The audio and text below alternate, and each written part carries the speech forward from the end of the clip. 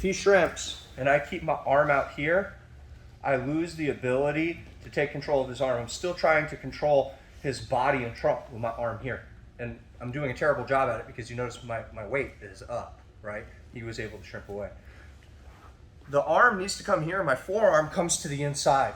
When he realizes that I'm going to step over the top of the head, he may want to put his back on the floor.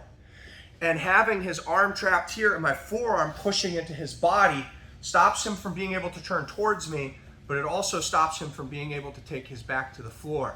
If my arm is over here, when I start to step over, he's going to pull. Now, he might leave the arm behind, and there are some things that we can do, but just trust me when I tell you that this is a better control. Pinching your shoulder into your hand, you're at the bottom of the tricep here. It also will allow you to change your body angle when you go over the body, over the head, while still maintaining control of the hand.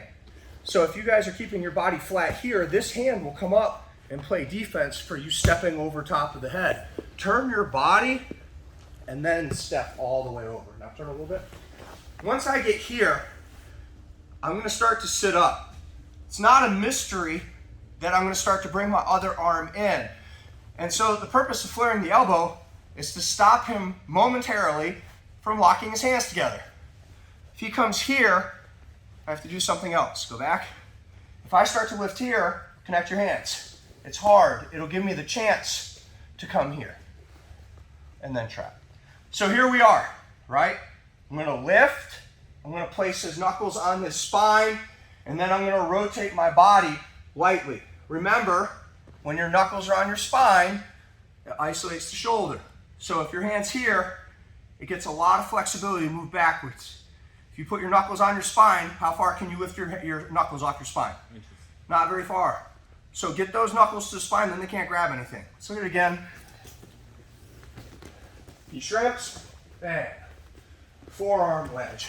Flair, control, nice and tight, knuckles to the spine, and a little bit of a turn. Please do not, that's not the UFC, number one. Number two, this only happens when you're up here. If you have good tight body mechanics there, it's not going to happen, okay? So be careful. Head this way, legs straight. Yeah. I'm here, he shrimps, I get control, flare. 1, 2, knuckles to the spine. Lewis used to teach me, I'd be like, point, and then take it that way. Nice and slow.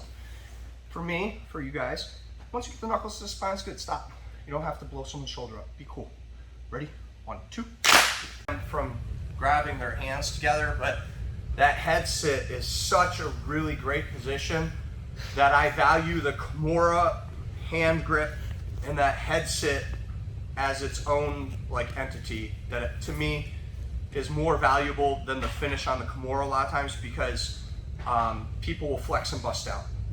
Specifically when you're turning, they'll turn too, try to pull their elbow in, and I don't want to have to deal with that. So I will let them lock their hands together, because if they lock their hands together, it's counter to bridging and ripping the elbow to the floor. If they can get to this, a lot of times they'll sit there and be like, good, I'm not going to get Kimura. So that's where we're going, right? I'm here, he shrimps, come over the top, I flare, and I know in this moment, a lot of times, relax, there we go.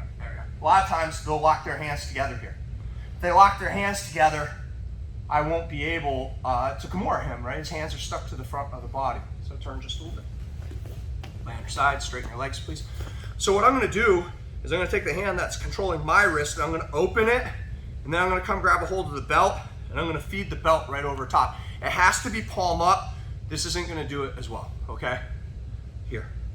Now, a lot of times, this feels very similar to this as the person on bottom.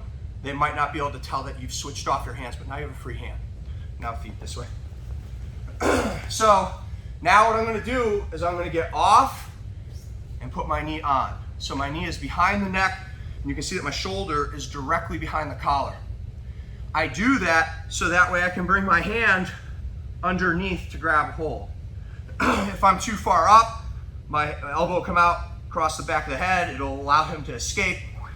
If I'm too low, my arm won't be long enough.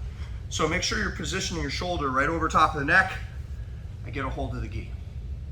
Once I'm here, I'm gonna transfer all of my weight onto my knee on his hip, and then I'm gonna place my knee in the back of his neck, and I'm gonna sit down.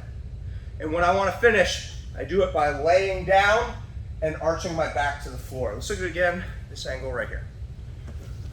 So I have the cross face underhook, he's up on his side, I come over, he locks his hands together.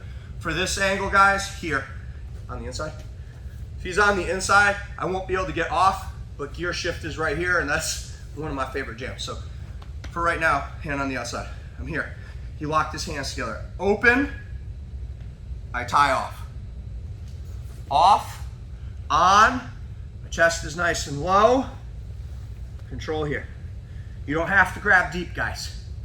Transfer all of the weight, the knee, and then I sit. This is like the best insurance plan ever. If I get to the head sit and I tie off, guys, he ain't going anywhere with this. He's not protecting his neck. So we'll look at this first, and then we'll look at how to abuse this if we don't feel like we can get to the collar. Let's try it. 1, 2. You think of the control. Control the Kimura or the head sit or both? The tie off. What we're working on. Oh, tie off's off. Yeah. But tie off is a super fantastic control. So, how is the submission from there, the bow and arrow? Brutal. It is brutal for sure. How do you feel doing it? Anyone have any trouble with it? Like I'm not flexible enough almost. Yeah. That's for me. That's why I put all of my body weight into my knee. It allows me to straighten the other one and kind of work my body. There are some people that won't have to transfer all of the weight, but that is a real problem. Yep. The grip depth is different than a regular bow and arrow, so it puts a lot of strain on the wrist. That's what I'm looking for right there. That's a problem I have. You start to love this, and you find the control is amazing. And while you're rolling and you get to it, it's almost like you're giddy. You're like it's really, really difficult for the person to get out of. You basically have to let them out of the tie-off position, otherwise they don't really get out, unless belt gets loose or the clothing kind of finagles around.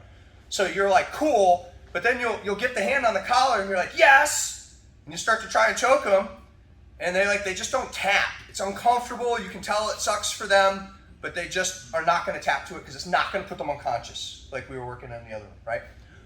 And so a lot of it comes down to the rotation of the wrist, the grip depth, but also just the angle that we're taking here. I feel like it's always putting a lot of pressure on those bottom 2 fingers, and I'm battling my 2 fingers against the choke.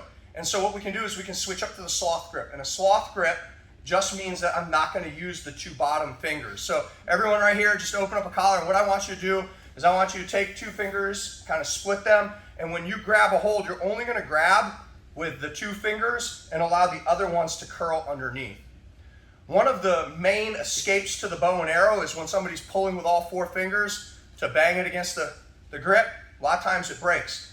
Guys, you have this grip right here. That is never going to happen. And this grip is actually stronger for the choke. I know it doesn't look that way, but trust me, we're going to do it that way, and you're going to go, oh, okay. Head this way, bud. So same exact entry. You know, you trips. I come up. Got the arm in. I come under. Right. I feed off. I off and I'm on. And guys, I'm not in a hurry here. It's put your back on the floor. Really difficult to put his back on the floor, belly down. Really almost impossible, belly down. And so I'll fight for a bunch of things here. But I end up coming in and I'm only going to grab with those 2 fingers. Everyone see what's going on? Same thing the other way. I put that knee in. You see how high up my knee is? I want him down below the center of my shin. This grip right here, guys, is going to be so tight. And there's not going to be any of that nonsense where they grab the collar and push against the fingers. Sloth grip. Let's try it. 1, 2.